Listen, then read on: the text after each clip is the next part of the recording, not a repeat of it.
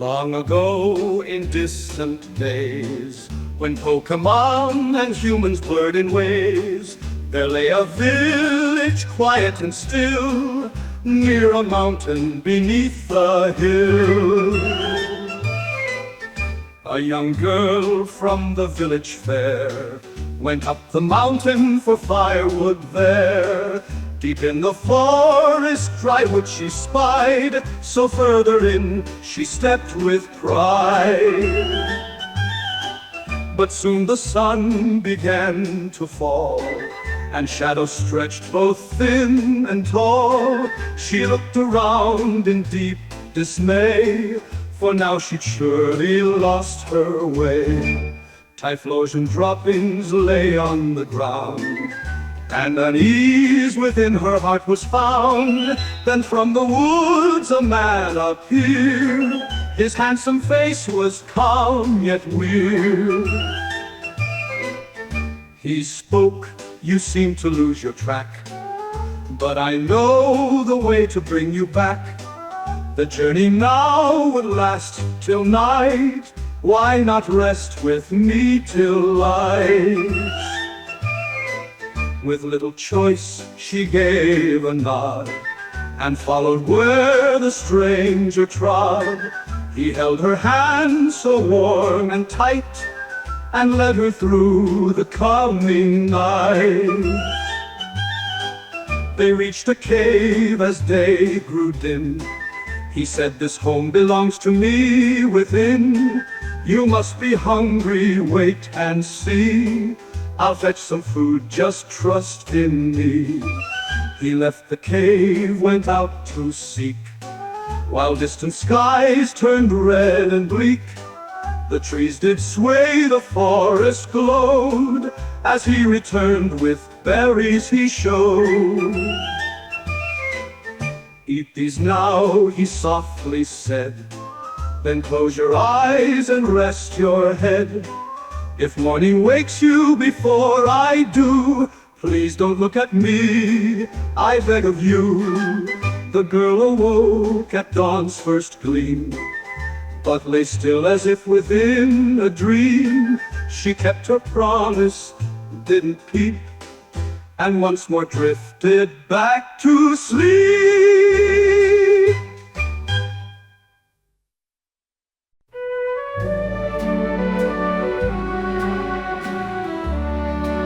When dusk came again, he left her to wait, returning with berries as the night grew late.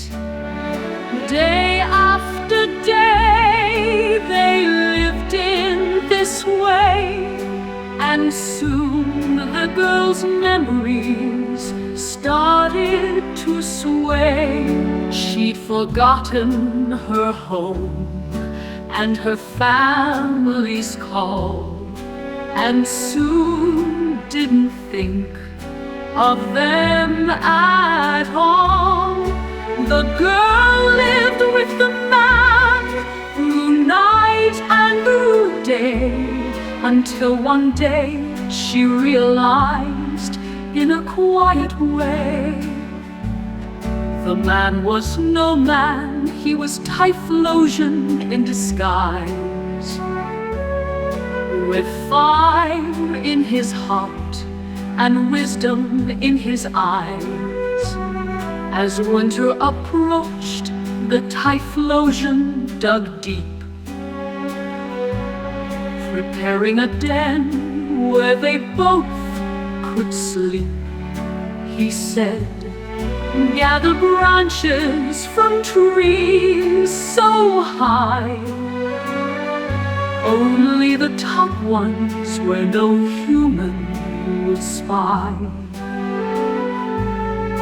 But the girl, afraid of heights so steep, brought branches from trees that were low and cheap. Typhlosion sighed, "These won't do at all.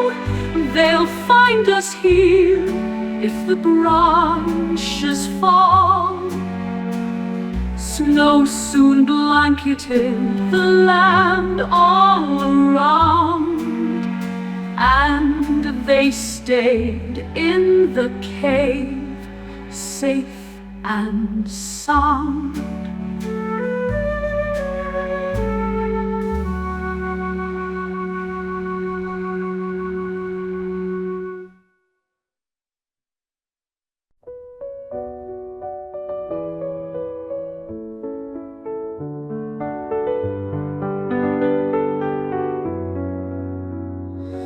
One day she awoke with a child in her arms, and the world outside held no more alarms. Then Typhlosion said, "Your father draws near, but you are my wife, and you must stay here. Please," she begged, "do not fight my kin. If you hurt my family, how could we begin a life together while my heart breaks in two? You are kind, and I know this to be true." He nodded and agreed to her plea, but in the night he awoke silently.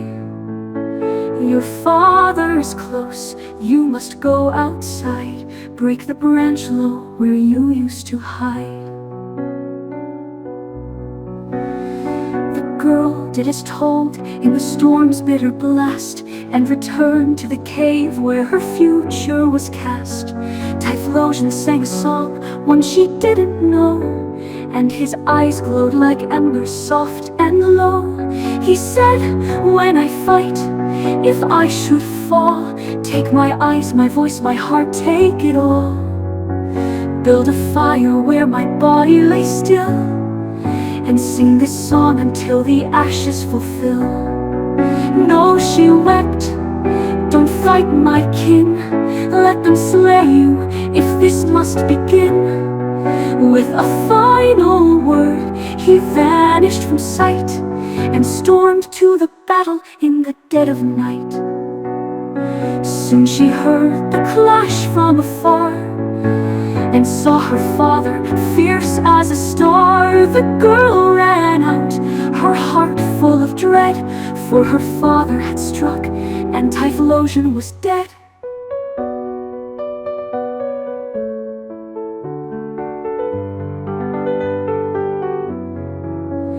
"You've slain my husband," she cried in despair. "I lived with him and he was fair. Give me his eyes, his heart, his voice to claim, and I'll build a fire to honor his flame." She lit the pyre where he had died, and cast his heart into the fireside.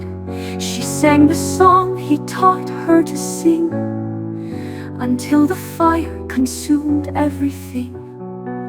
Her father built her a hut on the edge of town, but the villagers mocked her and cast her down. They taunted her son, her strange quiet child, until their torment grew ever more wild. They draped her with Typhlosion's fur as a jest, but the girl knew it was a dangerous test. "Stop," she begged, "if you cover us so, we'll turn to Typhlosion before you know." But the villagers laughed and ignored her cries, and wrapped them in fur despite their size. Then the girl and her son howled like beasts, and vanished into the forest's feasts. Never again were they seen in the light, for they vanished into the woods that night. And so the village learned, with fear so grand, Typhlosion's blood runs in both beast and man.